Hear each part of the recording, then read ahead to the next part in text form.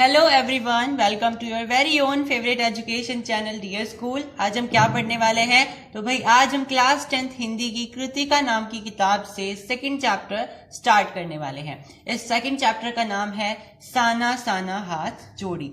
तो बच्चे इस चैप्टर की थोड़ी सी माइन्यूट डिटेल्स को देख करके घबरा जाते हैं, क्योंकि इसमें काफी सारी डेट्स ये सब चीजें दी हुई है। पहाड़ का नाम हो गया, इस जगह का नाम हो गया, ठीक है, बहुत सारा मतलब इसमें थोड़ा सा डेटा है जो कि मेमोराइजेबल है, रेमिनिशेबल है।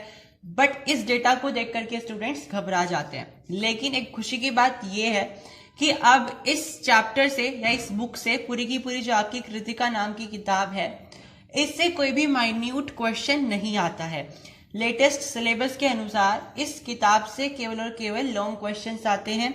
आपको 3 क्वेश्चन दिए जाएंगे, उन 3 में से आपको 2 अटेम्प्ट करने होंगे। और आपके पास इस किताब में है ही कितने चैप्टर? 3 ही तो चैप्टर हैं। तो हर एक चैप्टर से आपके पास एक एक क्वेश्चन आएगा। माता का आंचल से एक क्वेश्चन आएगा, फिर साना साना हाथ जोड़ी से एक क्वेश्चन आएगा, और एक क्वेश्चन आएगा आपका लास्ट चैप्टर से। आपको उसमें से केवल और केवल 2 अटेम्प्ट करने होते हैं। तो अगर आप इन तीनों चैप्टर में से एक चैप्टर को छोड़ भी देते हैं तो आप फुल मार्क्स गेन कर सकते हैं, क्योंकि एट द एंड आपको 2 ही क्वेश्चंस को अटेंड करना होता है। और वो 2 क्वेश्चन क्योंकि लॉन्ग क्वेश्चन होते हैं तो आपको उसमें माइन्यूट डिटेल्स का इतना ध्यान नहीं रखना होता है, क्योंकि वो डायरेक्ट क्वेश्चन नहीं होते हैं, वो स्टोरी बेस्ड क्वेश्चन नहीं होते हैं, वो होते हैं कॉन्टेक्स्ट बेस्ड क्वेश्चन कि आपको इस चैप्टर से क्या सीखने को मिला, और फिर आपको उससे कोई बाहर एक्सटर्नल किसी सोर्स से रिलेट करवाएंगे और आपको कोई क्वेश्चन पूछ लेंगे। समझ में आई बात? जैसे आपके पास फर्स्ट चैप्टर है माता का आंचल, उसमें आपको सीबीएसई ये नहीं पूछेगा कि आपको तारकेश्वर नाथ की स्टोरी बतानी है। वो आपको कहेगा कि इंस्टेड ऑफ दिस वो आपको ये कहेगा कि आपको इस स्टोरी से क्या सीखने को मिला है और आप इसको अपनी रियल लाइफ में कैसे रिलेट कर सकते हो। वो आपको ऐसी कोई सिचुएशन भी दे सकता है कि ऐसा कोई केस है और आपको इस स्टोरी के रेफरेंस से, यानी कि माता की आंचल के रेफरेंस से आपको कुछ ऐसी सीख मिली होगी, तो आप उसको अपनी एवरीडे लाइफ में किस तरीके से अप्लाई करोगे। तो कहने की बात यह है कि आपको ये जो चैप्टर पढ़ने हैं इस बुक से, वो आपको इसलिए नहीं पढ़ने हैं कि आपको यहाँ पे पैरट बनना है कि इस डेट को ये हुआ, इस डेट को ये हुआ। बेटा ये हिंदी की किताब है, इसमें आपको कोई अपनी जनरल नॉलेज नहीं दिखानी है, ठीक है। इसमें आपको केवल रेफरेंस के हिसाब से पढ़ना है, क्योंकि क्वेश्चन आपके डायरेक्ट नहीं आएंगे। तो चलिए, बातें बहुत सारी हो गई है, चलिए स्टार्ट करते हैं चैप्टर को। तो हमारे चैप्टर का नाम है साना साना हाथ जोड़ी, और इसके राइटर हैं मधु कांकरिया। अब ये जो हमारा चैप्टर है ये बेसिकली एक जर्नी बेस्ड लेसन है, यानी कि इसमें राइटर एक यात्रा कर रही हैं और वो उस यात्रा के बारे में वर्णन कर रही हैं कि अगर मतलब उन्हें अपनी डेस्टिनेशन पे जाने के लिए कहाँ कहाँ से होकर के जाना पड़ा, और उन सब का वो डिटेल्ड वर्जन, डिटेल्ड नहीं कहेंगे बट हाँ ब्यूटीफुल वर्जन हमें बताती है। ब्यूटीफुल उनका डिस्क्रिप्शन हमें बताती है कि ये चीज इसलिए फेमस हुई थी और ये चीज इसलिए अभी ज्यादातर रिनोड है, ठीक है, इसलिए फेमस है, ठीक है। तो ये सारी चीजें हमें बताई जा रही हैं इस चैप्टर में। तो हमारे चैप्टर का नाम साना साना हाथ जोड़ी है। अब इस अजीब से नाम यानी अजीब से टाइटल के पीछे का मतलब क्या है, मतलब इसका मतलब क्या होता है टाइटल का? तो बेटा इसका मतलब होता है मेरा सारा जीवन अच्छाइयों को समर्पित हो। यानी कि ये बेसिकली एक नेपाली महिला के बोल थे, साना साना हाथ जोड़ी, जो कि उनकी भाषा में है, नेपाली भाषा के शब्द हैं, जिसका मतलब होता है कि मेरा सारा का सारा जीवन अच्छाइयों को समर्पित हो, यानी कि हम अपने जीवन में अच्छे कर्म करें।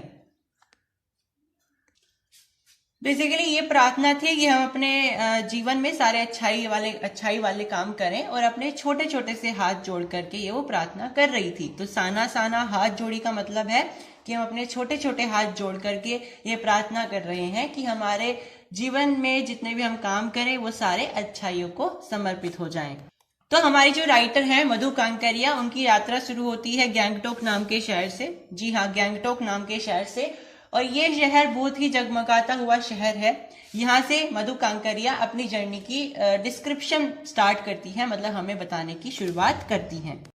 राइटर कहती है कि हमें सुबह ही सुबह यूमथांग के लिए निकलना है। जी हाँ, यूमथांग एक जगह का नाम है। तो अभी राइटर कहाँ है? गैंगटोक में है, और वो कह रही है कि हमें सुबह यूमथांग के लिए निकलना है। ठीक है। फिर वो धीरे धीरे वर्जन्स, मतलब जो भी वो वहां पे व्यूज देख रही हैं उनके डिस्क्रिप्शन देना स्टार्ट करती है। सबसे पहले वो कहती है कि जो हमारे बादल हैं, जैसे आपने देखा होगा ना, ये बेसिकली पहाड़ी इलाके का डिस्क्रिप्शन है, ठीक है। नेपाल वाले इलाके जो होते हैं, कंचनजंगा वाले इलाके जो हैं, वहां का डिस्क्रिप्शन है। तो आपने देखा होगा जो पहाड़ी इलाके होते हैं, जो बहुत ऊंचाई पर होते हैं, वहां पर बादल एक तरीके से कपाट की तरह फैला रहता है, जैसे वहां पर बादलों का एक कपाट लग रहा हो, ठीक है। अगर आप कभी ऐसे स्थलों पे गए होंगे तो you have experience that only. तो राइटर क्या कहती है कि ये जो बादलों की कपाट है, इसकी तुलना हम ठाकुर के कपाट से कर सकते हैं। मतलब ऐसा लग रहा है कि ये जो बादलों का कपाट है, ये ठाकुर जी का कपाट है। ठाकुर जी मतलब ईश्वर का कपाट है। तो अभी राइटर कहाँ है? गैंगटोक में है। अब उन्हें युमथांग जाना है अगली सुबह, और युमथांग उनसे 149 किलोमीटर दूर है, ठीक है। तो यहाँ पे आपको याद नहीं रखना basically. Again I would say कि ये थोड़ी छोटी छोटी सी माइन्यूट डिटेल्स हैं, ये आप अगर याद भी नहीं रखोगे तो भी चलेगा, क्योंकि इसमें से बेटा एक लॉन्ग क्वेश्चन आना है और वो लॉन्ग क्वेश्चन इन डिटेल्स पर नहीं आएगा। तो just reference, you can just remind, ये स्टोरी चल रही है और युमथांग जो है गैंगटोक से 149 किलोमीटर दूरी पर है।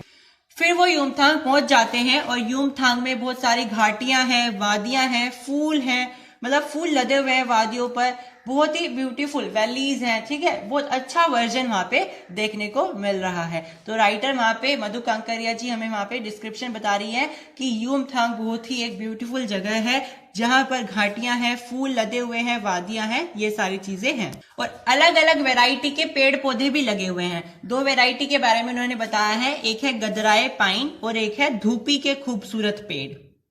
बेसिकली ये जो पेड़ होते हैं, ये इस तरीके के होते हैं, कौन शेप के पेड़, आपने शायद देखा होगा, इस तरीके के पेड़ होते हैं, ठीक है। ये होते हैं नुकीले पेड़, जो कि अक्सर पहाड़ी इलाकों में पाए जाते हैं, जो कि बहुत ज्यादा ऑल्टीट्यूड पर होते हैं, बहुत ज्यादा ऊंचाई पर जो जगह होती है पहाड़ी इलाके में, वहां पर इस तरीके के पेड़ पाए जाते हैं। तो राइटर बता रही है कि युमथांग में इस तरीके के पेड़ पाए जा रहे हैं, जिनकी नुकीली एक तरीके से इनका स्ट्रक्चर है। और उन्होंने जो एग्जाम्पल बताए हैं, एक पाइन है, एक धूपी के पेड़ है। आई होप कि जब आप इस लेसन को पढ़ रहे हो तो आपने अपनी एनसीईआरटी की बुक खोल रखी हो, only then you will be able to understand it better. तो आपको इस लेसन को इमेजिनेशन के साथ चलते रखना है कि मान लीजिए आप ही उस राइटर के साथ यात्रा कर रहे हो, मतलब आप ही उनकी जगह पर हो। तो राइटर बताते हैं कि हम उन नुकीले पेड़ पौधों का जायजा करते हुए आगे अपनी यात्रा में बढ़ते हैं। अगर आपने कभी ऐसी यात्रा करी हो तो आप यहाँ से रिलेट कर पाओगे कि इधर उधर पेड़ हैं, ठीक है, नुकीले नुकीले पेड़ हैं, पहाड़ी इलाका है, और आप उनके बीच में से जा रहे हो। जायजा करते हुए जाना मतलब उनका एंजॉय करते जाना, उनको देखना, उनको जज करना, ठीक है, मतलब उनको एक तरीके से महसूस करना, इसको हम बोलते हैं।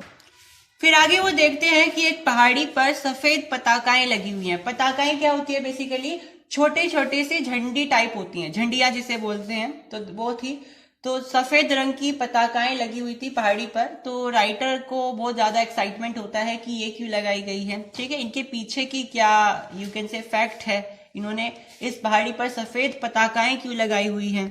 और उन सफेद पताकाओं पर ना छोटे छोटे से मतलब मंत्र लिखे हुए थे, ठीक है, उन पे मंत्र लिखे हुए थे, और वो सफेद पताकाएं शांति और अहिंसा के प्रतीक थी, ठीक है। यू कैन से शांति और अहिंसा, मतलब कि पीस रहे, शांति रहे, और नॉन वायलेंस यानी कि अहिंसा का प्रतीक है। तो मधु कांकरिया जी को बहुत एक्साइटमेंट हुआ कि अच्छा ये क्यों लगाया गया है यहाँ पे। तो उन्होंने अपने ड्राइवर से पूछा था, उन्होंने बताया फिर कि ये इसलिए लगाई जाती है क्योंकि जब नेपाल में किसी बुद्धिस्ट की मृत्यु हो जाती है तो उनकी आत्मा की शांति के लिए या उनकी मृत्यु के शोक के अवसर पर ये इस तरीके की पताकाएं पहाड़ों के ऊपर लगाई जाती है, ठीक है। और पताकाएं ये नहीं है कि आप जो मर्जी जितनी भी लगाओगे, 108 श्वेत पताकाएं, श्वेत मतलब सफेद रंग की पताकाएं फहराई जाती हैं अगर किसी बुद्धिस्ट की मृत्यु हो जाती है। फिर वो लॉन्ग स्टॉक नाम के शहर में पहुंचते हैं, और फिर जो उनके ड्राइवर हैं राइटर के, जिसके कार में बैठ करके वो ये सब यात्रा कर रही हैं, वो ड्राइवर बहुत ही नॉलेजेबल पर्सन है। मतलब कि ऐसा नहीं है केवल गाड़ी चलाने से मतलब है, डेस्टिनेशन पे पहुंचाने से मतलब है, वो रास्ते में जो भी चीजें आ रही हैं उनके बारे में, उनके महत्व के बारे में, उनकी हिस्ट्री के बारे में राइटर को बताते जा रहा है, ठीक है। तो क्वेश्चन कभी कभी ये भी आ सकता है कि एक अच्छा ड्राइवर होने के लिए, ड्राइवर इन द सेंस कि एक अच्छा गाइड ड्राइवर होने के लिए, जो यात्रा कराते हैं ना ड्राइवर्स, वो होने के लिए क्या क्या कैरेक्टरिस्टिक्स चाहिए होती है, इस चैप्टर के बेसिस पर बताइए, इस चैप्टर के आधार पर बताइए। तो आप वहां पे इस चैप्टर के जो ड्राइवर जी हैं उनके आधार पर बताएंगे कि आपको केवल ड्राइव ही नहीं करना है, आपको आपने अपने यात्री को ये भी बताना है कि इस पर्टिकुलर स्पेस का क्या महत्व है, हिस्ट्री में, प्रेजेंट में, करंट में, जो भी, उसके हिसाब से you have to tell your passenger कि हाँ इस चीज का ये महत्व है, ठीक है, ताकि उसे इंटरेस्ट आए। ऐसे तो फिर वो बैठ करके घूम ही रहा है, ठीक है। तो जो लेकिन यहाँ पे राइटर के ड्राइवर हैं जो उन्हें यात्रा करवा रहे हैं, उनमें सारी क्वालिटीज हैं, वो उनको सारी चीजें बताते हुए चल रहे हैं कि ये आपका लॉन्गस्टोक शहर है और यहाँ पे एक गाइड नाम की फिल्म बनी थी, गाइड नाम की फिल्म की यहाँ पे शूटिंग हुई थी। तो इस स्थान पर दो जनजातियां रहती थी, एक जनजाति का नाम था लेपचा और एक का नाम था भूटिया। तो ये दो जातियां रहती थी यहाँ पे और इनमें अक्सर झगड़े हुआ करते थे। तो इस स्थान पर मतलब लॉन्गस्टोक नाम के इस शहर में दोनों जनजातियों ने आपस में मिलकर के संधि करी थी और संधि हस्ताक्षर भी किए थे। तो मतलब उन्होंने क्या बताया कि उनके ड्राइवर ने कि यहाँ के स्थान, इस स्थान के बारे में, मतलब लॉन्गस्टोक के बारे में उन्होंने उसको, राइटर को बहुत सारी इंपॉर्टेंट जानकारियां दी कि यहाँ पे आपकी गाइड फिल्म की शूटिंग भी हुई थी और लेपचा और भूटिया नाम की जो जनजातियां थी उनका यहाँ पे संधि हस्ताक्षर भी हुए थे।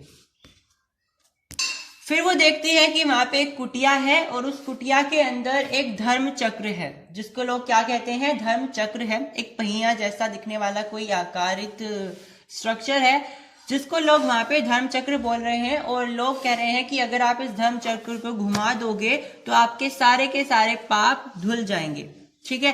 तो राइटर बहुत ज्यादा सरप्राइज होती है कि इंडिया में भी इस तरीके के अंधविश्वास बोल सकते हो, इस तरीके की मान्यताएं हैं।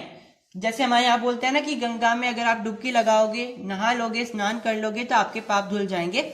इसी तरीके से यहाँ पे लॉन्गस्टोक शहर में धर्म चक्र है कुटिया में और लोग मानते हैं कि अगर इस धर्म चक्र को आप घुमा दोगे तो आपके सारे के सारे पाप दूर हो जाएंगे, आपके सारे के सारे पाप धुल जाएंगे। तो राइटर यहाँ पे इंडिया के कल्चर से नेपाल के कल्चर को रिलेट कर रही हैं। ये क्वेश्चन आ सकता है कि किस तरीके से हम अलग अलग देश में रहते हुए भी हमारे देशों के बीच में कुछ ऐसी चीजें होती है सिमिलर, यानी कि एक जैसी, जिनको हम नहीं जानते हैं। हम उनको तभी जान पाते हैं जब हम वहां पे दौरा करके आते हैं, वहां पे घूम करके आते हैं। तो इसका आपको डिस्क्रिप्शन देना है on the basis of the chapter Sana Sana Hath Jodi. तो आपको यही लिखना है कि यहाँ पे इस तरीके की चीजें की मान्यताएं हैं कि अगर आप धर्म चक्र को घुमा दोगे आपके सारे पाप दूर हो जाएंगे, जो कि हमारे इंडिया में भी बहुत प्रख्यात है। इसी बीच वहां पे एक जगह आई थी, सिल्लीगुड़ी नाम की एक जगह, जहां पर राइटर के सफर से तीस्ता नदी की शुरुआत हो गई थी। मतलब कि जैसे आप बोलते हो ना कि हाँ यहाँ पे यमुनानगर से हम जा रहे हैं तो ये वाली नदी हमारे साथ थी और हम इस स्थान पे पहुंच गए हैं और ये नदी अभी भी हमारे साथ चल रही है ना। ऑब्जर्व किया है कभी ऐसा होता है? तो राइटर यही बोल रही हैं कि हमारी जो ये नदी है तीस्ता नदी, जब हम सिल्लीगुड़ी नाम की एक जगह पर थे तब से हमारे साथ है, ठीक है। तो वह इस तरीके से रिलेट करवा रही है। अब धीरे धीरे उनको हिमालय के दर्शन होने लगे। हिमालय की बहुत ऊंची ऊंची चोटियां होती हैं, तो अब उनको बादलों से वो बिल्कुल क्लियर दिखने लगा। और अब उन्होंने क्या कहा कि मेरे नगपति मेरे विशाल, उन्होंने हिमालय को सलामी दी, ठीक है। तो हिमालय के लिए उन्होंने कुछ यू कैन से कि उन्होंने कुछ फ्रेजेस का इस्तेमाल करा, जिसमें मेरे नगपति मेरे विशाल नाम का एक फ्रेज है। तो ये हिमालय कोई इंसान नहीं है, हिमालय पर्वत हैं, ठीक है, हिमालय पर्वत श्रृंखलाएं हैं। फिर उन्होंने देखा कि पूरे वेग से, पूरे उत्साह के साथ एक झरना बह रहा है जो कि बहुत ज्यादा उत्साहित है और एनर्जेटिक है, जिसको देख करके हमारे मन में भी बहुत ज्यादा एनर्जी आ रही है, उत्साह आ रहा है, ऊर्जा आ रही है। तो उन्होंने ये जानने की कोशिश करी कि कौन सा झरना है भाई, ठीक है, क्योंकि हम कहीं पे जाते हैं तो वहां पे जाने के बाद हमें वहां की हिस्ट्री, वहां के प्रेजेंट और वहां के कल्चर के बारे में, ट्रेडिशन के बारे में, वहां की जगहों के बारे में नॉलेज होनी जरूरी है। मतलब नॉलेज होनी जरूरी इन द सेंस कि हम वहां पे जाते हैं तो हमें लोगों को पूछना चाहिए कि ये जगह कौन सी है, इसका क्या महत्व है, तभी तो वहां घूमने का कोई फायदा है। तो राइटर भी यही कर रही हैं। राइटर वहां पे गई तो उन्होंने पूछा कि ये झरना कौन सा है, तो वो झरना था सेवन सिस्टर्स वाटरफॉल, ठीक है। तो इस तरीके से वो अपनी नॉलेज को भी बूस्ट कर रही है, घूमना का घूमना हो रहा है, इंजॉइंग हो रही है और माइंड फ्रेश हो रहा है। फिर वो क्या करती है, उस झरने पर जो झील बनी हुई थी नीचे की तरफ, वो उसमें पैर डुबा करके बैठ जाती है और अपने आप को कहती है कि मैं किसी अभिशप्त राजकुमारी की तरह वहां पे बैठी हुई हूँ और पत्थरों पर जो झरने के पानी गिर रहा है उन सबको ऑब्जर्व कर रही हूँ। मतलब एक तरीके से यू कैन से वो इस पूरे नजारे की अनुभूति ले रही हैं, उसको फील कर रही हैं। ठीक है, देखो आप इस चीज को ऐसे भी ऑब्जर्व कर सकते हो। हम सभी घूम करके आते हैं, कभी कहीं किसी जगह पे घूम करके आते हैं, कभी किसी जगह पे घूम करके आते हैं, और हम लेकिन उस लायक नहीं होते हैं कि हमें कोई पूछे कि अच्छा तुमने कौन कौन सी जगह देखी हमें बताइए, तो हम उस लायक नहीं बचते कि हमको आंसर कर पाए। ठीक है, बट राइटर ने वहां पे जब अपनी यात्रा कंप्लीट करी है तो इस तरीके से करी है कि उन्हें अपनी एक अनुभूति मिले, एक एक्सपीरियंस मिले, सो दैट वो आगे उसको दूसरों को बता सके। और इसीलिए तो आज आपके पास आपकी क्लास के चैप्टर में, आपके 10th क्लास के सिलेबस में चैप्टर लगाया हुआ है। ठीक है, तो उन्होंने इतना ब्यूटीफुल अपना डिस्क्रिप्शन दिया अपनी यात्रा का।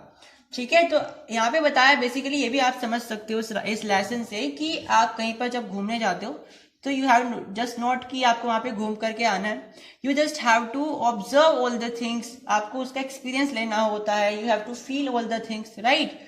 और हम आपको ये सब चीजें क्यों बता रहे हैं, क्योंकि भाई चैप्टर से कोई भी डायरेक्ट क्वेश्चन नहीं आएगा, यही क्वेश्चन आने वाले हैं कि आप कहीं पे घूम करके आते हो और राइटर यहाँ पे घूम रही है, दोनों में अंतर बताइए, और आपको किस तरीके से अपनी यात्रा को इम्प्रोवाइज करना चाहिए। तो आप कैसे करोगे कि आपको हर चीज को फील करना चाहिए, उसकी अनुभूति लेनी चाहिए, हर चीज के बारे में जानने की कोशिश करनी चाहिए।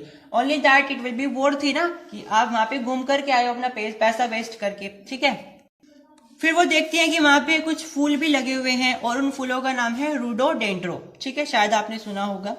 फिर वो देखती है वहां पे कुछ पहाड़ी महिलाएं भी हैं, यहाँ से बहुत इंपॉर्टेंट है, गौर से सुनिएगा। वहां पे कुछ पहाड़ी महिलाएं भी हैं जिन्होंने अपनी पीठ पर कुछ डोको बांधी हुई हैं। डोको का मतलब होता है बड़ी बड़ी टोकरियां, आपने शायद टीवी वगैरह में देखा होगा। कुछ पहाड़ी महिलाएं क्या करती हैं, अपनी पीठ पर इस तरीके से बड़ी बड़ी टोकरियां बांध लेती हैं और उन टोकरी में वो पता है क्या रखती हैं, अपने बच्चों को रखती हैं, जो छोटे छोटे उनके बच्चे होते हैं उनको रखती हैं, और अपने अपने अपने आप क्या कर रही होती है, पहाड़ों पर कुदाल से, हथौड़े से पत्थर को तोड़ रही होती हैं। अब समझ में आया कि अगर आपको ये पहाड़ी नज़ारे इतने सुंदर लग रहे हैं, आप सोचते होंगे काश हम भी ऐसे इलाके में रहते, तो ऐसा नहीं है, वहां का जीवन बहुत ज्यादा डिफिकल्ट है। ये क्वेश्चन अक्सर आ जाता है कि इतने सुंदर नज़ारों के पीछे एक बहुत ही दिल को दहला देने वाले भी नज़ारे होते हैं, लाइफ स्टाइल होता है। आप इसको कैसे एक्सप्लेन कर सकते हो on the basis of the chapter Sana Sana Hath Jodi. तो आप कैसे एक्सप्लेन करोगे कि भाई ये जो इतने सुंदर हिमालय हैं, तीस्ता नदी है, रोडोडेंड्रो के पहाड़ हैं, पाइन और धूपी के पेड़ हैं, इतनी अच्छी वादियां हैं, नज़ारे हैं, कल्चर दिखाई दे रहे हैं, लेकिन इनके पीछे ये कुछ इस तरीके की लाइफ स्टाइल भी होते हैं जैसे यहाँ पे दिखाया गया है। तो एक बहुत सारी महिलाएं थी जो कि अपने पीछे टोकरियां बांध रखे थे उन्होंने, और उन टोकरियों में उन्होंने अपने छोटे छोटे बच्चे रख रखे थे। ठीक है, उसके बाद वो अपना काम कर रही थी, पहाड़ों को, पत्थरों को तोड़ रही थी अपना दिनचर्या चलाने के लिए। तो आप यहाँ से ऑब्जर्व कर सकते हो कि उनके पास कितनी सारी जिम्मेदारियां हैं, उनके छोटे छोटे बच्चे हैं, लेकिन फिर भी वो अपने घर नहीं बैठ सकती हैं, उनको फिर भी काम करने जाना पड़ता है, और वो इतनी ज्यादा मजबूरन है कि उन्हें अपनी टोकरियों में टोकरियां बनानी पड़ती हैं, टोकरियों के अंदर उन्हें अपने बच्चे रखने पड़ते हैं, फिर वो अपना काम कर रही होती हैं। समझ में आए? तो उनकी इतनी सारी रिस्पॉन्सिबिलिटीज होती हैं। तो जो नज़ारे हम दूर से देख रहे हैं कि हाँ ये अच्छा है, लेकिन उनके पीछे कुछ बिटर ट्रुथ्स भी होते हैं जिनसे हम अनजान होते हैं। तो इस लेसन से हमें उनके बारे में भी पता चलता है। अच्छा, अब वो पहाड़ों को तोड़ क्यों रही हैं? उन्हें क्या मजबूरी आ गई है पहाड़ों को तोड़ने की? तो क्योंकि वे पहाड़ी इलाके होते हैं तो उनमें को हमें रास्ते बनाने पड़ते हैं सरकार को। अब रास्ते कैसे बनाए जाते हैं? पूरे के पूरे पहाड़ को पहले डायनामाइट से उड़ा दिया जाता है। अब क्योंकि वो बम से क्या होगा, डायनामाइट से क्या होगा, वो पूरा का पूरा ही टूट जाएगा, लेकिन उनको अगर उसे शार्प करना है, अच्छी शेप देनी है, तो उसके लिए क्या करना पड़ेगा भाई? मैनुअल वर्क तो चाहिए ही चाहिए। तो इसीलिए वहां पे मजदूर लगाए जाते हैं कि आपको इसे पत्थरों को तोड़ तोड़ करके कंप्लीट एक शार्प रास्ता बनाना है। मतलब ऐसा नहीं होना चाहिए जैसे पत्थर से बिल्कुल बिखरा बिखरा है, मतलब उसको उन्हें सही करना है, शार्प करना है, तो इसलिए उनको मैनुअल वर्क चाहिए होता है। तो इसलिए वो मजदूर लगाते हैं, और ये जो महिलाएं काम कर रही हैं तो ये मजदूर ही हैं जो सरकार के द्वारा लगाई गई हैं। फिर वो आगे अपनी यात्रा को कंटिन्यू करते हैं और वो देखते हैं बहुत सारे बच्चे, लगभग 7-8 बच्चे, स्कूली बच्चे थे बेसिकली, वो जा रहे थे उन रास्तों पे से और वो उनसे लिफ्ट मांग रहे थे कि कार में बिठा दो। फिर जितेन बताते हैं कि इस पहाड़ी इलाके में स्कूलिंग करना बहुत मुश्किल होता है। ये बच्चे रोज 3.5 किलोमीटर दूर पैदल चल चल के स्कूलिंग करते हैं अपनी, और उन्हें इतनी दिक्कतों का सामना करना पड़ता है। और फिर वो कभी डिले जाकर के अपने घर जाते हैं और फिर अपनी माताओं के साथ, अपने पेरेंट्स के साथ मिलकर के काम भी करवाते हैं। और वो ज्यादा बड़े बच्चे भी नहीं थे, 7-8 वर्ष के बच्चे थे, ठीक है, और वो लिफ्ट मांग रहे थे। तो या जो हमारी राइटर हैं मधु कांकरिया, उनकी एक फ्रेंड है जो उनके साथ यात्रा कर रही है, उनकी सहयात्री है, उनका नाम है मणि। अब मणि पूछती है कि यहाँ पे स्कूल बस की सुविधा नहीं है क्या, ये लोग पैदल क्यों चलते हैं इतनी दूर दूर। तो इस पर कौन जवाब देते हैं, उनके ड्राइवर, जिनका नाम है जितिन। जितिन कहते हैं कि इस पहाड़ी इलाके में ये चीजें ऑब्जर्व करना शायद हमारे लिए नॉर्मल हो सकता है कि यहाँ पे बस क्यों नहीं लगाई गई, स्कूल बस, लेकिन यहाँ के लोगों के लिए बहुत ज्यादा डेवलप्ड चीज हो जाएगी, क्योंकि यहाँ पे ये चीजें इमेजिन करना इम्पॉसिबल सा लगता है, ठीक है। क्योंकि एक तो यहाँ पहाड़ी इलाके हैं, अब बस कहाँ कहाँ को बच्चों को ढूंढ ढूंढ करके लाएगी, ठीक है। बहुत सारे मतलब लोग कैसे रहते हैं पहाड़ों में, कोई इस चट्टान के बीच में, कोई इस चट्टान के बीच में, तो ऐसे इलाके में स्कूल बस लगवाने का क्या फायदा होगा, है ना। और ऊपर से जो उनके स्कूल होते हैं वो नीचे वादियों में होते हैं, नीचे की तरफ घाटियों में होते हैं, तो ऐसे में स्कूल बस उनको नीचे कैसे लेकर के जाएगी। तो कहीं ना कहीं पैदल चलना is the only option, right. तो मणि को वो इस तरीके से आंसर देते हैं। अपनी स्कूलिंग्स कंप्लीट करने के बाद वो लोग शाम को जाकर के अपने माता पिता के साथ मवेशियों को चराते हैं। मवेशिया मतलब जो उनके जानवर, जो उनके कैटल्स होते हैं, जिनको वो पालते हैं दूध वगैरह के लिए। अब ये बहुत ही एक ऐसा इलाका था जिसमें बहुत ज्यादा वाइल्ड लाइफ वो इमेजिन कर रहे थे, वो बहुत ज्यादा प्रेडिक्ट कर रहे थे कि यहाँ पे हमें ऐसे जानवर देखने को मिल सकते हैं जो कि बहुत खूंखार होंगे, नरभक्षी होंगे। नरभक्षी मतलब जो इंसानों को खा लेते हैं। लेकिन उन्हें क्या हुआ, वहां पे देखने को क्या मिला कि वहां पे कुछ ऐसे जानवर थे जो कि दूध देने वाले जानवर थे, लाइक याक। याक के बारे में सबने सुना होगा, ABCD जब आप पढ़ते थे तो उसमें आता था वाई फॉर याक, है ना। तो उन्हें कुछ ऐसे जानवर देखने को मिले जो कि दूध देने वाले थे, ठीक है। तो जब तक आप कहीं पे जाते नहीं हो, वहां के बारे में आप जो प्रेडिक्टमेंट करते रहते हो, मे भी वो रॉन्ग हो जाए, ठीक है। वहां पे जाने के बाद आपको असली अनुभूति होती है। फिर वो नीचे घाटियों में देखते हैं कि हरे भरे बागान हैं, ठीक है। बागान मतलब थोड़े से गार्डन टाइप, और वहां पे कुछ युवतियां हैं जिन्होंने बोकू पहने हुए हैं। बोकू क्या होता है भाई, बोकू कुछ सिक्किमी परिधान होते हैं, ठीक है। आपने देखा जो चाय की पत्तियां तोड़ती रहती हैं औरतें, वो एक अलग तरीके के परिधान, अलग तरीके का कॉस्ट्यूम पहन के रखती हैं, जिसको बोकू कहा जाता है। वो उसे ही पहन करके उन पत्तियों को तोड़ती रहती हैं। तो वहां पे राइटर ने यही ऑब्जर्व किया कि नीचे की तरफ जो बागान थे उसमें कुछ युवतियां बोकू पहने हुए थी, और वो बोकू पहन करके चाय की पत्तियों को तोड़ रही थी। अब वो यूमथांग के लिए जा रहे हैं, अभी ये सारी चीजें रास्ते में मिल रही है उन्हें, ठीक है। अब यूमथांग में जाने के बीच में उन्हें कहीं पे रेस्ट भी लेना था, तो उन्होंने लायुंग नाम का एक शहर था, लायुंग नाम का शहर, जहां पे उन्होंने चाहा कि हम यहाँ पे एक पड़ाव लेंगे, एक तरीके से रेस्ट लेंगे। और वो एक ऐसी एक ऐसी बस्ती थी जो कि पहाड़ों के बीच में बसी हुई थी। बहुत ऊंचे ऊंचे पहाड़ों के बीच में एक छोटी सी नन्ही सी बस्ती थी जिसका नाम लायुंग था। और वो पहाड़ कैसे थे, गगनचुंबी पहाड़, मतलब कि ऐसे ऐसे पहाड़ जो कि आसमान को छू रहे हैं। और उन पहाड़ों के बीच में एक छोटी सी बस्ती जिसका नाम लायुंग है, वहां पे उन्होंने विश्राम लेना चाहा। अब वहां पे रुके, उन्होंने रात को बहुत मजे किए, नाच गाना करा। जितेन ने बहुत तेज गाना बजाया, नाच गाना किया। और मणि जो उनकी सहयात्री है, उनकी फ्रेंड भी है, उसकी लगभग 50 उम्र होगी, लेकिन उन्होंने बहुत ज्यादा बढ़िया नृत्य वहां पे प्रस्तुत करा, डांस किया बहुत अच्छा। तो राइटर ने, जो हमारी मधु कांकरिया जी हैं, उन्होंने उनकी बहुत तारीफ करी। फिर राइटर में लायुंग के बारे में बताती है कि लायुंग अधिकतर लोगों की, मतलब यहाँ पे जो जीविका होती है, लाइफस्टाइल होता है, वो आलू वगैरह खा करके, आलू वगैरह उगा करके, धान की खेती करके, दारू वगैरह का व्यापार करके, मतलब उनकी जीविका चलती है, उनकी लाइफस्टाइल चलती है। उनकी जो दैनिक जीवन का जो मेन ऑक्यूपेशन है वो यही है। तो उनका जो मेन ऑक्यूपेशन है वो यही है, दारू बनाना, दारू का व्यापार करना, जो उनकी आलू है उनकी खेती करना, धान की खेती करना, ये इन सब चीजों की खेती करके वो अपने ऑक्यूपेशन को करते हैं और अपनी जीविका चलाते हैं। अच्छा, राइटर जो यहाँ पे हमारी मधु कांकरिया जी हैं वो कौन से महीने में घूम रही हैं, ठीक है, ये भी आपको पता होना चाहिए। अगर याद रहता है तो ये अच्छी बात है, नहीं तो नहीं, ज्यादा टेंशन नहीं लेनी। तो राइटर जो है हमारी मधु कांकरिया जी वो अप्रैल के महीने में घूम रही हैं। अगर याद रहता है तो बहुत अच्छी बात है, नहीं तो आपको इन छोटी छोटी सी डिटेल के पीछे भागना नहीं है। और एक और फैक्चुअल इसमें डिटेल बताई गई थी कि दुनिया की तीसरी सबसे बड़ी या सबसे ऊंची चोटी कौन सी है, कंचनजंगा है, ठीक है, ये भी चीज इसमें बताई गई थी।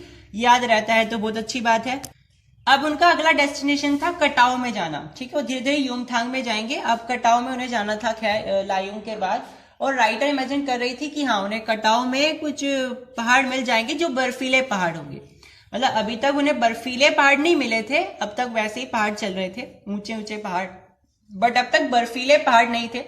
तो राइटर का बहुत मन था कि मैं बर्फीले पहाड़ों को देखूं, तो वो मतलब ये कह रही थी कि हाँ मुझे लगता है कि कटाव में शायद बर्फीले पहाड़ मिल जाएंगे। अब कटाव क्या है, कटाव को हम भारत का स्विट्जरलैंड भी बोलते हैं, ठीक है, आपको याद रखना है, याद रखोगे तो अच्छी बात है, नहीं तो नहीं भी। कटाव को भारत का स्विट्जरलैंड भी कहा जाता है।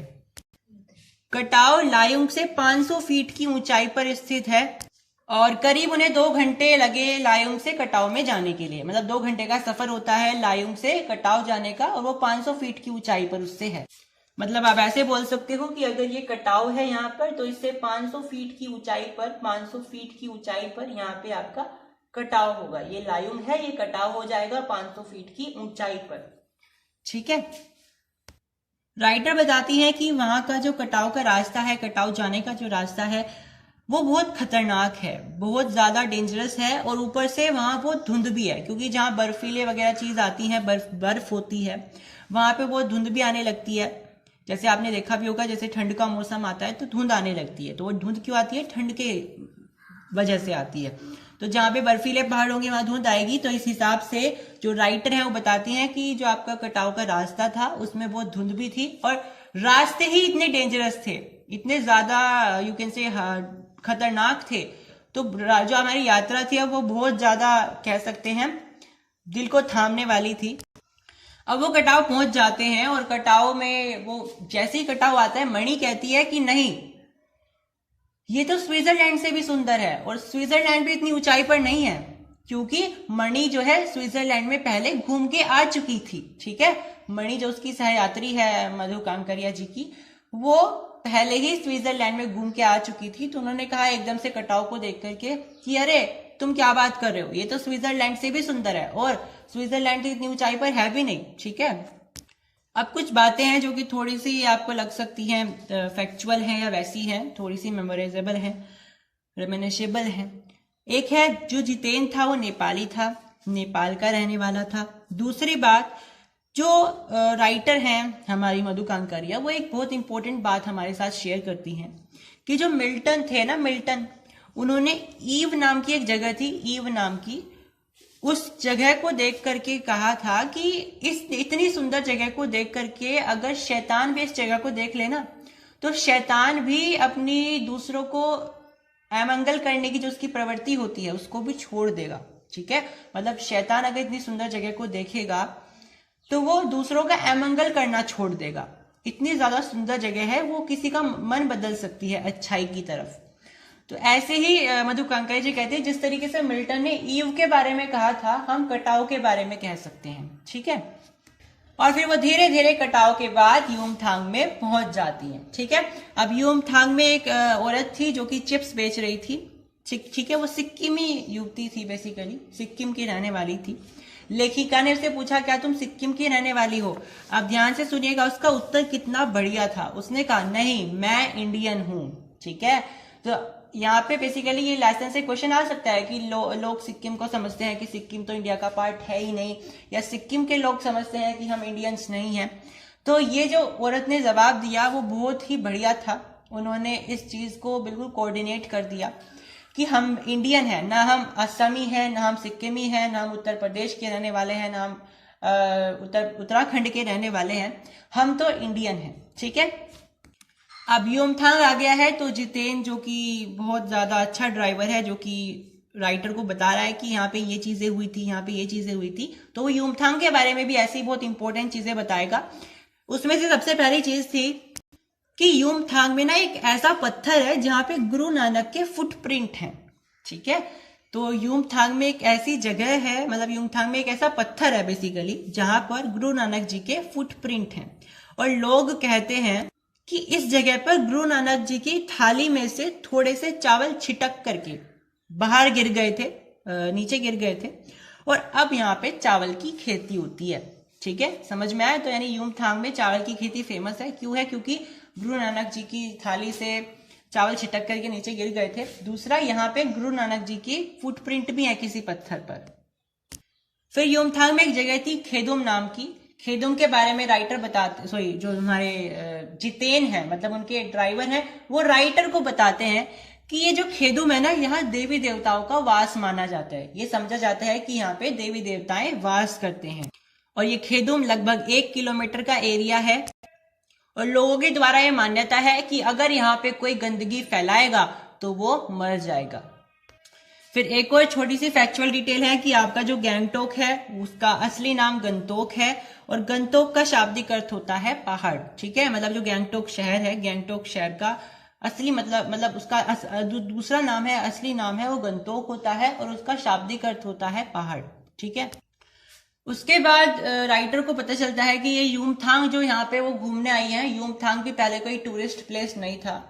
ये तो बाद में जब सिक्किम भारत के साथ कोऑर्डिनेट हुआ, उसके बाद भारतीय आर्मी के जो कप्तान थे शेखर दत्ता, उन्होंने ये दिमाग लगाया कि यहाँ पर फौजी खड़े हुए हैं, फौजी रक्षा करते हैं इस जगह पर खड़े होकर के, क्यों ना इस चीज को बताया जाए कि इसका डबल फायदा हो जाए। क्यों ना यहाँ पे हम टूरिस्ट का एक इंतजाम कर दे, इस स्थान को टूरिस्ट प्लेस बना दिया जाए, जिससे इंडियन आर्मी जो यहाँ पे अपने खड़े होकर के यहाँ पे रक्षा कर रही है, डटे हुए हैं, उनका भी कोई फायदा हो। ठीक है, मीनिंगफुल वो हो, यानी एक तीर से दो निशाने वाली बात। तो हमारी इंडियन आर्मी के जो कप्तान थे शेखर दत्ता जी, उन्होंने दिमाग लगाया था कि यहाँ पे हम केवल फौजियों को यहाँ पे बिठाएंगे नहीं, खड़े नहीं रखेंगे, यहाँ पे हम एक चीज और कर देते हैं, यहाँ पे टूरिस्ट प्लेस लगा देते हैं, जिससे दो काम हो जाए हमारे एक ही काम से। तो उसके बाद यहाँ पे टूरिस्ट प्लेस बनाया गया था। So that was all in this lesson बच्चों। अब इस लेसन से क्या क्या इंपॉर्टेंट क्वेश्चन आ सकते हैं? क्या हमें ये पूछा जाएगा कि कटाव से जो हमारा लायुंग है उसकी कितनी ऊंचाई है? नहीं, बिल्कुल भी नहीं, आपसे ये क्वेश्चन नहीं आएंगे। बट मैंने आपको बता दी है, अगर आपको याद रहता है तो आप याद रख सकते हो। लेकिन इसमें से क्वेश्चन क्या क्या आ सकते हैं बच्चों? एक क्वेश्चन तो ये, जो आपका जितेन नार्गे है, मतलब जो आपका ड्राइवर है, उसके बारे में आपको कुछ कैरेक्टरिस्टिक्स आ सकती हैं कि जितेन नार्गे बहुत कुशल एक गाइड है, ड्राइवर है। तो एक अच्छा गाइड ड्राइवर होने के लिए क्या क्या कैरेक्टरिस्टिक्स होनी जरूरी है वो बताइए। तो आप वो सारे लिखोगे जो यहाँ पे जितेन के बारे में बताई गई है। वो एक अच्छा ड्राइवर भी है, अच्छे से बात करता है पैसेंजर के साथ, उनको अकेलापन महसूस नहीं होने देता। तीसरी बात, वो उनको कुछ फैक्ट्स भी बताता है, नॉलेज वाली चीजें भी बताता है, जिस जिस स्थान पे जा रहे हैं उसके पीछे का उन्हें हिस्ट्री भी बताएगा, प्रेजेंट भी बताएगा। एक और बात, वो उनके साथ खुद मिलकर के एंजॉय करता है, ये नहीं कि वो लोग खुद एंजॉय कर रहे हैं वो अलग खड़ा हुआ है, ऐसा नहीं है। वो यहाँ पे जो ड्राइवर है वो उनके साथ मिलकर के खुद एंजॉय कर रहा है। जैसे कि आपने देखा था कटाव में, तो लायुंग में देखा था, लायुंग में जब वो एक रात वहां पे बिताई थी तो वो सब आपस में मिलकर के नाच गाना कर रहे थे। जो आपका जितेन है, जितेन भी उनके साथ मिलकर के नाच गाना कर रहा था। ठीक है, तो एक ये हो सकता है कि वो उनके साथ मिलकर के नाच गाना करे, ताकि उनको ऐसा ना हो अकेला अकेला महसूस हो। ठीक है, क्योंकि वो उस इलाके में नए हैं, लेकिन जितेन उसी इलाके का है, नेपाली है, उसी पहाड़ी इलाके से संबंध रखता है। ठीक है, दूसरा, जो पैसेंजर है उनके जो क्यूरियोसिटी वाले क्वेश्चंस हैं उनका आंसर देना, उनपे इरिटेट ना होकर के उन्हें आंसर करना, क्योंकि भाई वो तो नए हैं ना, उनके लिए तो क्यूरियोसिटी ही वाले क्वेश्चन होंगे। ठीक है, तो जितेन ने क्या किया, उनपे वो इरिटेट ना होकर के, फ्यूरियस ना होकर के, उनके सारे क्यूरियस वाले क्वेश्चंस को, क्यूरियोसिटी वाले क्वेश्चंस को आंसर किया। ठीक है, तो इसमें आप ये भी लिख सकते हो। बाकी इसके अलावा यहाँ पे क्या क्वेश्चन आ सकते हैं कि जो जो एक जगह थी ना यहाँ पे लास्ट में खेदुम नाम की एक जगह थी, अगर वहां पे कोई गंदगी फैलाएगा तो मर जाएगा। तो यहाँ से आपको क्वेश्चन आ सकता है कि किस तरीके से पहाड़ी वाले इलाकों में या फिर जो नेचुरल जगह हैं वहां पे लोग किस तरीके से गंदगी फैलाते हैं, और आप क्या स्टैंड ले सकते हैं गंदगी को कम करने का, ये क्वेश्चन आ सकता है। ठीक है। दूसरा कि किसने ये चीज बनवाई थी, मतलब युमथांग को किसने दिमाग लगाया था कि युमथांग को टूरिस्ट बनाए, तो आपको याद रखना है शेखर दत्ता जी ने बनवाया था। कम से कम ये तो आपको याद रखना ही है बच्चों। दूसरी बात, क्या उनका ये फैसला सही था या गलत था, तो हाँ अच्छी बात है, उनका ये फैसला सही था, क्योंकि जो हमारे फौजी थे वहां पे वो रक्षा करते रहते थे। अब वहां पे तो कोई इंसान तो भटकने से रहा, बस वो सीमा की रक्षा कर रहे थे।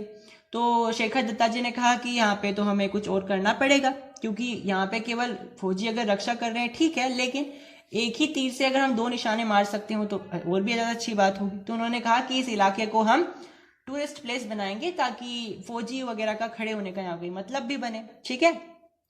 तो यहाँ पे टूरिस्ट प्लेस की भी रक्षा हो जाएगी, हमारी सीमा की भी रक्षा हो जाएगी। इसके अलावा बच्चों आपको एक क्वेश्चन आ सकता है कि भारत में और नेपाल में या बाकी कंट्रीज में किस तरीके से कुछ कल्चर सेम होते हैं लेकिन हम उनसे अवेयर नहीं होते हैं। जैसे धर्म चक्र वाली बात थी, भारत में गंगा वाली बात है। ठीक है। ये सारी चीजें जो मैंने आपको चैप्टर के बीच में बताई वो भी एग्जाम में आ सकती हैं। एक और इम्पोर्टेंट बात आपको जो मैंने बीच बीच में बताई है, जैसे युमथांग के बारे में छोटा सा डिस्क्रिप्शन आ सकता है। ठीक है। स्टार्टिंग में जो मैंने कुछ जगह बताई थी उनके बारे में छोटे छोटे डिस्क्रिप्शन आ सकते हैं। ठीक है। ये सारी चीजें।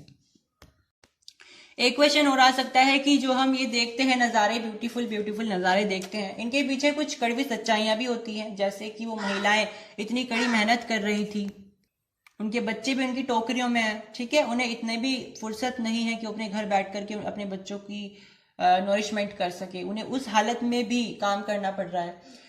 तो जो हम दूर से देखते हैं कि हाँ ये सब सही है चीजें, वो इतनी सही होती नहीं है। हमें वहां पे जाकर के पता चलता है कि यहाँ की ये बिटर ट्रुथ्स हैं। ठीक है। अक्सर इस चैप्टर में से एक क्वेश्चन आता है कि गंतोक को मेहनतकश बादशाहों का शहर क्यों कहा जाता है, और जो कि आपके एनसीईआरटी का ही क्वेश्चन है। तो बेसिकली आप इसमें लिखोगे कि यहाँ के लोगों ने बहुत कड़ी मेहनत करी है इसको बहुत सुंदर शहर बनाने के लिए। ठीक है। तो आप ये चीजें इसमें डिस्कस करोगे जो मैंने आपको चैप्टर के बीच में बताई है। दूसरा, पहाड़ियों पर श्वेत पताकाएं लगाई गई थी, उसके पीछे की हिस्ट्री क्या है। सो आई होप आपको हमारे चैप्टर का एक्सप्लेनेशन पसंद आया होगा। आशा करते हैं आपने हमारे चैनल को सब्सक्राइब भी कर लिया होगा। ऐसे हमारे चैनल से आप सारे सब्जेक्ट्स की एक्सप्लेनेशन की वीडियोस देख सकते हैं, whether it is chemistry, it is biology, it is English or Hindi also. ठीक है। So you can subscribe our channel and share our channel as well. Thank you for tuning in. Thank you.